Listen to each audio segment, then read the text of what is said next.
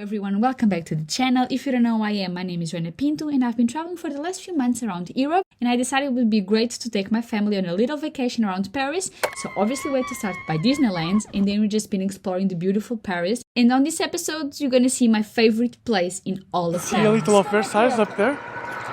There. How nice!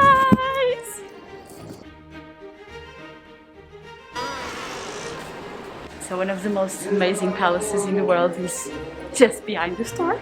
So let's go! In this store? Versailles. It does feel like home, yeah. Yes.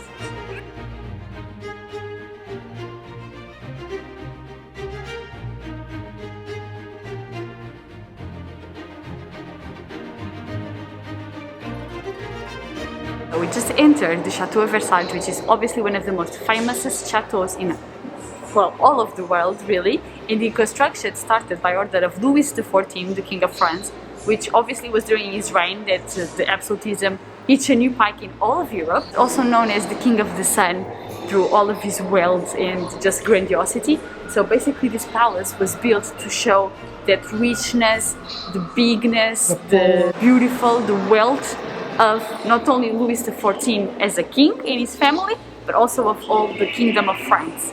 So we're just entering, and everything already seems just ginormous, out of proportion, amazing sculptures, amazing like tinted golds. So let's see more. Basically here this is like a whole corridor depicting the great lineage of French kings. So obviously it starts with Charles Magnum, going from the 800s until 1800s.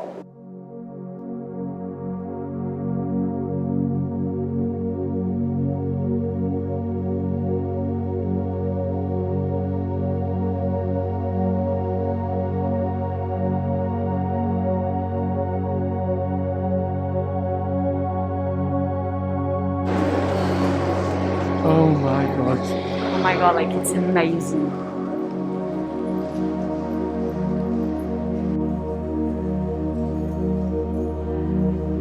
Every single room is this grand and filled with like golden colors and blue.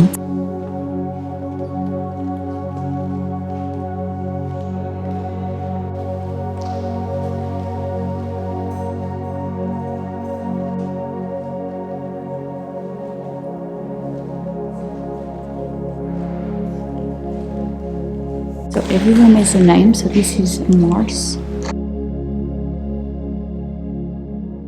Like you have the official app of the Versailles. Basically it tells you like a little story of every single room and the map.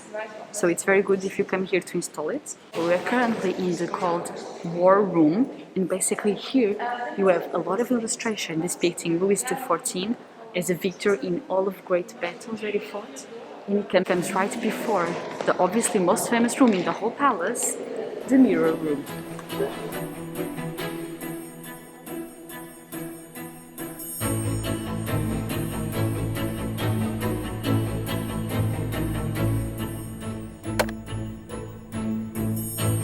It's amazing. So the name comes from actually because there's so many mirrors. There's actually 357 mirrors in this whole room, which is insane.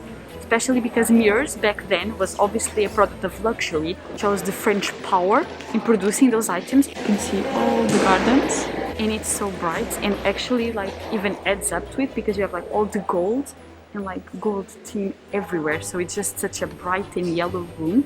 And it was actually used for special events, big receptions, and also when diplomatic ambassadors would come here, that's where the king would greet them to really show, obviously, and intimidate, showing the great power, economical, political power, social power of France and the French king. In the room, there's so many chandeliers. Crystal and gold chandeliers. And all through the ceiling, we can see a lot of paintings describing a lot of great decrees and orders by the government. You can see attacks on Holland, justice reform, navigation policies, basically all the great acts. Now it appears that we are officially going to the king's chambers. During the French Revolution, revolutionaries invaded the palace. The first thing they destroyed was the king's bed. obviously as a symbol to the end of the absolutism and the beginning of the Republic.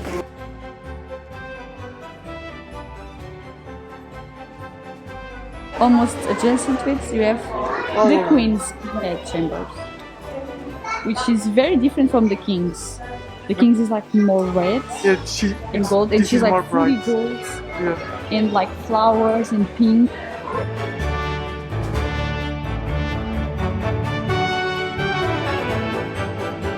Basically, almost every portrait here is of Napoleon I. It's called the portrait room because obviously you have a lot of portraits of like different generals, marshals. Now we're going to what's called the Gallery of the Battles. So this room is not original from the palace. It was constructed by Louis Philippe I in 830, and here you can see the battles that gave glory to France.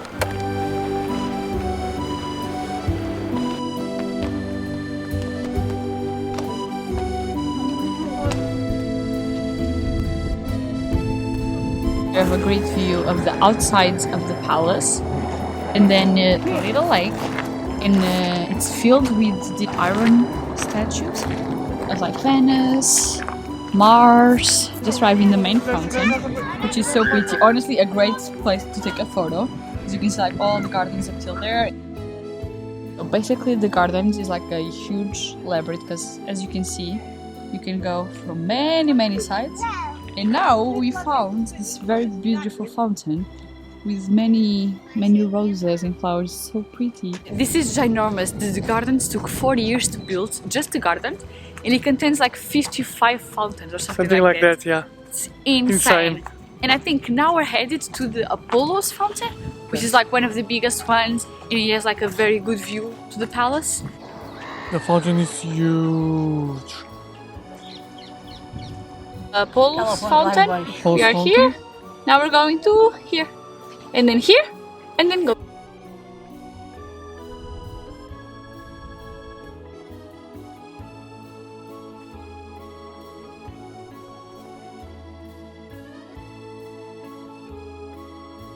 Just enter the Grand Trianon, and it's a very different color. So now we're gonna be headed to the Grand Trianon, which is basically a little palace that Louis XIV have it built, so it'd be like his little getaway from court, but still close, so he can just have a little relax, because obviously being king wasn't always fun.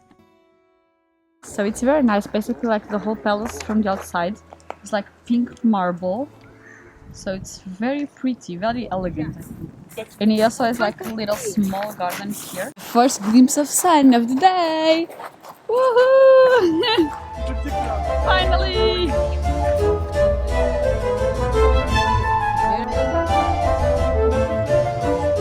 Drive in the Petit Trianon, and basically just like this small building. Louis XVI gave it as an early wedding present to his wife Marie Antoinette, and it said that during an outbreak she stayed here for a few weeks in isolation and then grew really fonder of the palace. So it was basically a little space where she would relax and just be away from court and all of that. And there's a huge list of guests obviously staying in Versailles every time, but here she had a personal list of everyone who couldn't enter, and they also had to book an appointment, so only certain people could enter when she wanted to.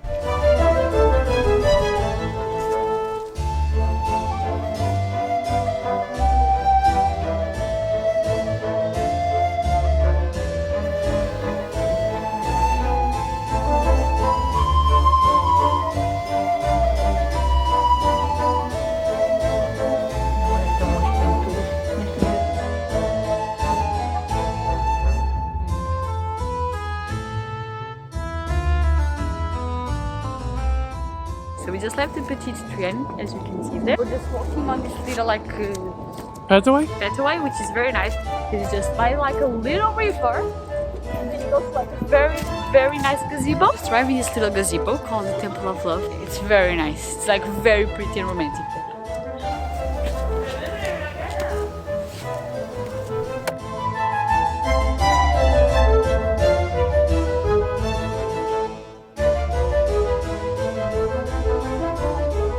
So my sister was getting tired after 4 hours, so now she's like that. Yeah. Estás melhor agora, amor? Yeah, she says she's better now. And now we're just walking back to the palace, to the exit. Last view of Versailles! And it's starting to rain, so it's great timing. It's 3 o'clock, so it's kind of late. So I think we're just going for the exit. And yeah, we pretty much saw everything we wanted. It was pretty amazing. It was very big, so we spent a lot of hours so nice. here. Honestly, like I think it's totally worth the money because not only you can see the chateau, you can also see the Petit and Grand Trianon where we were, yes. And you still have like a lot of fountains and things in the gardens too. And now we're just heading to the center of Paris because we still have a lot of things to see today. So we'll leave that to another video because it's already too big. So if you want to see that, don't forget to subscribe, to put a like button, and we'll leave here the Paris series. Hope you like it. See you next time. In our way out, we found Neptune's fountain.